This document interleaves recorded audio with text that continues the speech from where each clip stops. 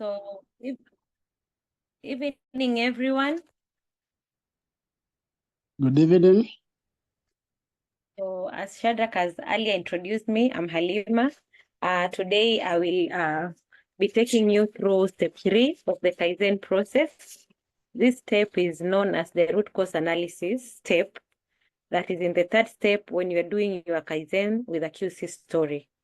The one that requires you to have baseline data and you go through the 7 steps of quality improvement. So the objective of this session, it is my hope that at the end of the session, we'll all be able to describe the importance of identifying root causes of the contributing factors. Remember that the contributing factors are the vital few that we picked in step 2. Then you describe how to practice root cause analysis by developing and utilizing a fishbone diagram. Then you demonstrate the process of root cause analysis at the working place. This is for you, specifically for your WITs, because we know Kaizen aims to improve the work that you do, something within your space. So this is just a diagrammatic presentation of the step-by-step management of Kaizen. So we are now at step 3, the one that's circled in yellow. So here, where this step is to identify the root causes that are causing each of the contributing factors. So for example, in step 2, you picked vital few contributing factors that were maybe 2 or 3. This means that each contributing factor will have to undergo the root cause analysis. So if you had 2 contributing factors that fail on your vital few, it means that you'll have 2 root cause analysis for the specific contributing factors. And it also clarifies the cause and effect. So it's trying to bring to make us be able to understand what is the relationship between the cause and the effect. The effect is the problem that we are seeing, and then the cause is the underlying problem that we need now to dig deep to be able to know. So also this is just a diagrammatic presentation showing us that in the 80-20 rule in this diagram, contributing factor number 1 and 2 are the ones that are vital few. So these are the ones that you are going to take to step 3. So we are going to create fishbone diagram to identify causes from identified contributing factors that account to 80% of the frequency. In summary, this statement below just tells us that we are going to focus on the vital few, all the contributing factors that fail in our vital few. So the tips for root cause analysis: the effect is the major contributing factor, which was identified in step 2. It's not the Kaizen theme. So saying that it's the contributing factor, this is the problem that we saw had the highest frequency. And if 2 contributing factors are vital few of the Pareto chart, then we need to develop 2 fishbone diagrams. So avoid mentioning things like shortage of resources, no money, no human resource, no material, while seeking the causes, because these are things you cannot address at that level. And utafika mahali, you will not be able to answer the why question. So avoid assuming while seeking causes, because this is a problem that already exists. So for you as the WIT members are able now to pick the factual causes that are causing the effect that you are seeing.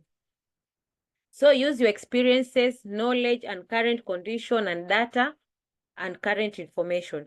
Avoid pointing fingers to others. So as we always say, and Dr. Neyma's slogan, QI is aimed at improving, not as finger pointing or blaming anyone. So root cause analysis, we can see this tree diagram.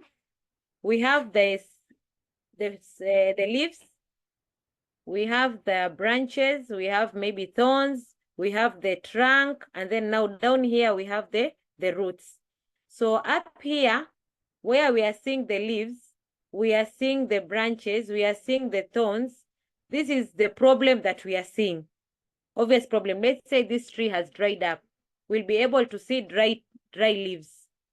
If this tree is as green as we are seeing it in this picture, we are going to see green leaves. But what is causing the leaves to be green is something we need to investigate. Now that is why we are calling the root cause analysis.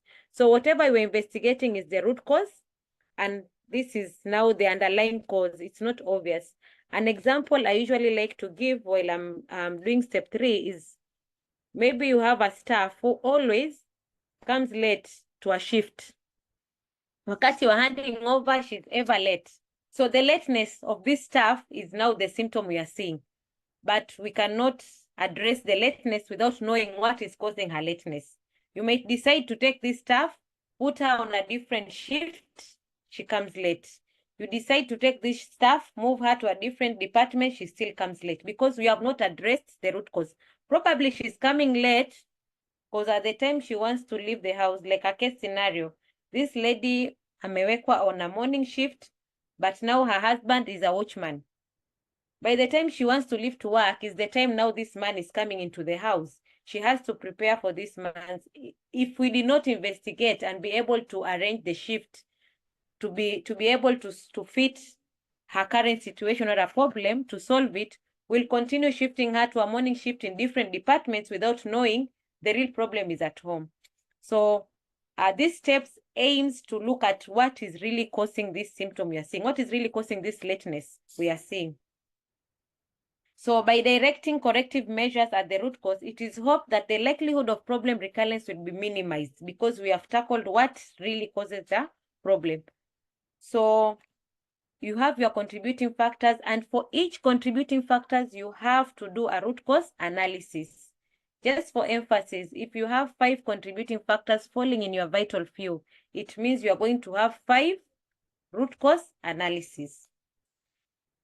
So the fishbone diagram, also called the cause effect diagram, usually has the effect that is the problem at hand at the head of the fish, and then the bones are the possible causes, and then we have the tail here. So just to give honor, this fishbone diagram was developed by a professor, Kaoru Ishikawa. Sometimes people also refer this fishbone diagram as the Ishikawa diagram. So this is the actual fishbone diagram. So you have the effect at the head of the fish, and then you have the spine of the fish. Then you have these several bones feeding into the spine of the fish, causing the problem. So these are the smaller bones are going to be the major categories of the causes. So we have place, people, process, provisions, and policy. The aim of having these major causes, major categories of causes, is for us to be able to align our thought process. In Mombasa County, we've standardized based on our county QI policy. We are using the 5 Ps, but there are other different modalities like the 4 Ms. We have the management, soft, hard, that also analyzes the fish, also tackles the fishbone diagram under the different major causes using different modalities. So for us in Mombasa County, we are going to use the 5 Ps, but you can explore and read on the others. So it identifies, the fishbone diagram identifies many possible causes for an effect with clarification of the cause-effect relationship. And then in this case, we have your effect in question form. So when you put your effect here, it has to be in a question form. Let's say, for example, the example I was given on lateness. You won't write staff lateness. You will write, why is staff X or department X staff is reporting late? It should be in a question form so that when you answer, you're answering directly to the question. So you change your effect into a question form. So there are 2 types of fishbone diagrams. There's one for management and there's one for diagram for fishbone diagram for problem solving. Today, you are going to focus on the one for problem solving.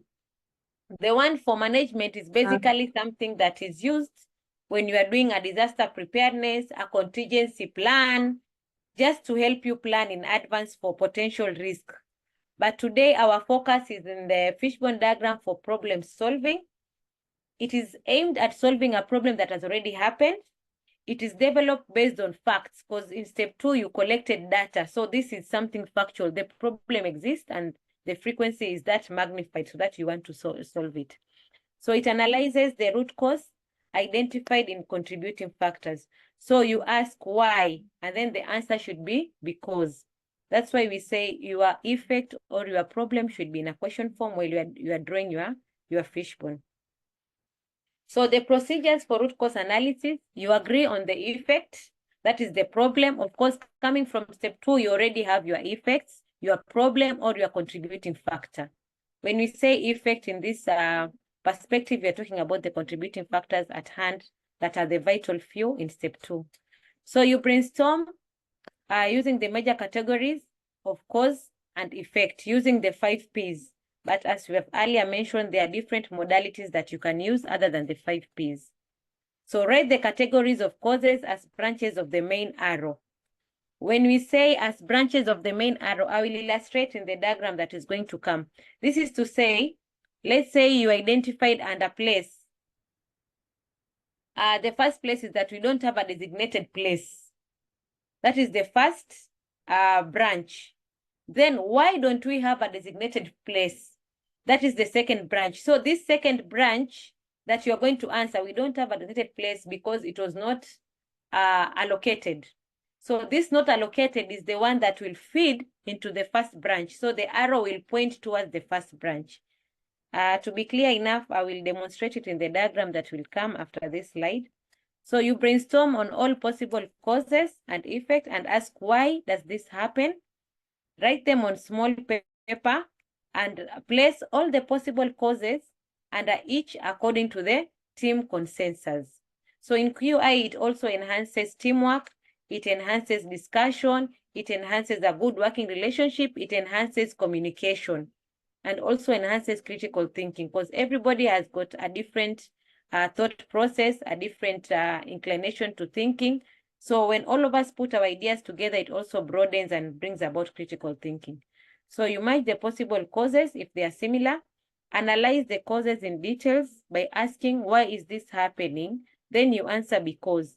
And you ask the why as many times as possible until you identify the root cause. So you convert the effect to a question form. I think this is just for emphasis because we had earlier mentioned. So why does this happen?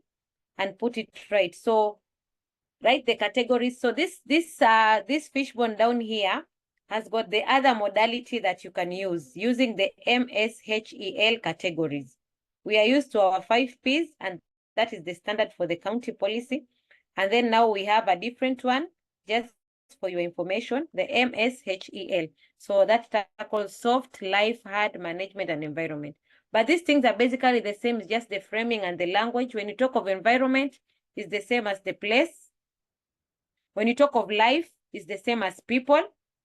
When you talk of the management, we are talking of the process.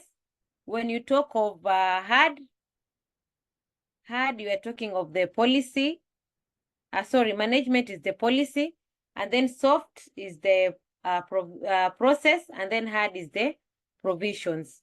So it's just the language, but the modalities is just the same.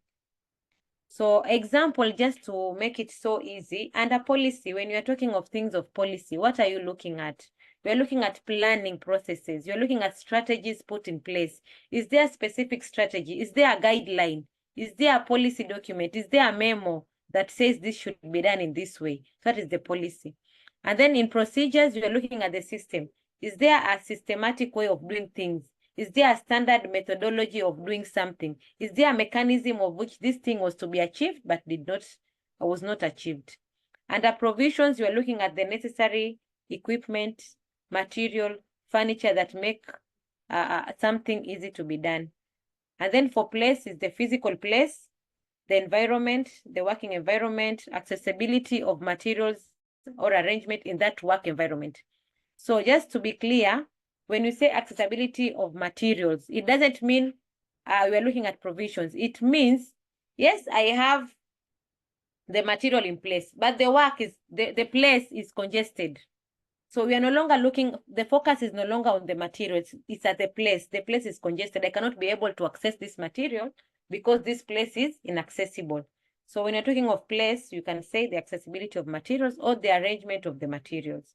Then people, we are looking at the knowledge, the skills, the health condition, the physical condition, the behavior of the people. So under people, in our health setup, we look at the people in terms of the health workforce and in terms of also the clientele and the patients.